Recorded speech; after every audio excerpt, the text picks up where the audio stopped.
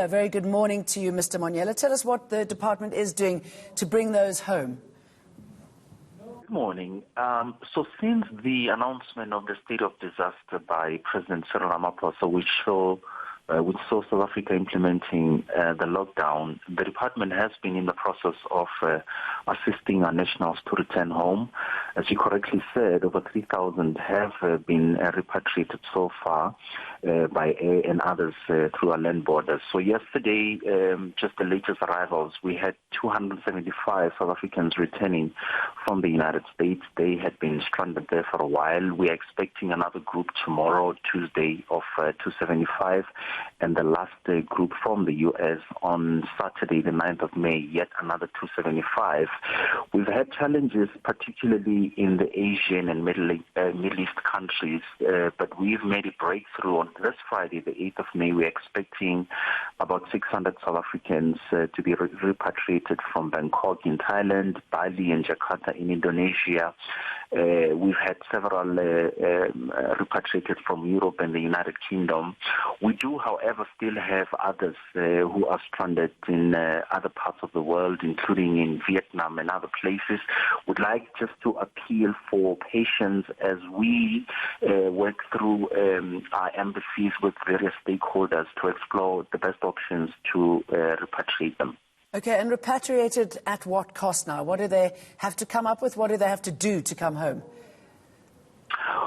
So we've established a 24-hour command center where we are compiling a database of all the South Africans who require assistance to come home. Our missions are busy with that work whilst we continue to negotiate with airlines, including SAA, to see the best rates that we can negotiate for our citizens to come back home. And we're also talking to other stakeholders who are willing to contribute to this process. So it's a delicate process. It's not easy. As you know, many of these countries have introduced their own lockdowns in an effort to curb the spread of COVID-19.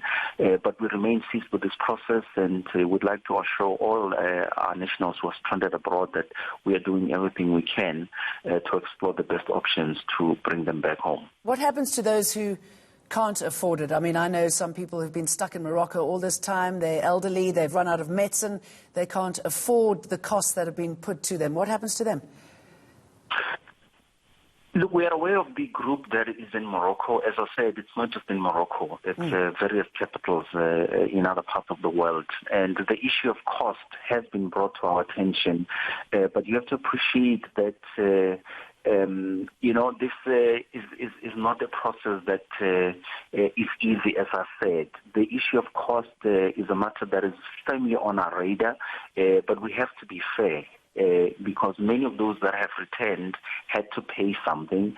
Those that cannot afford to pay, we are evaluating their cases case by case. And as I said, we are talking to various stakeholders, including those who have expressed the willingness to contribute to this process.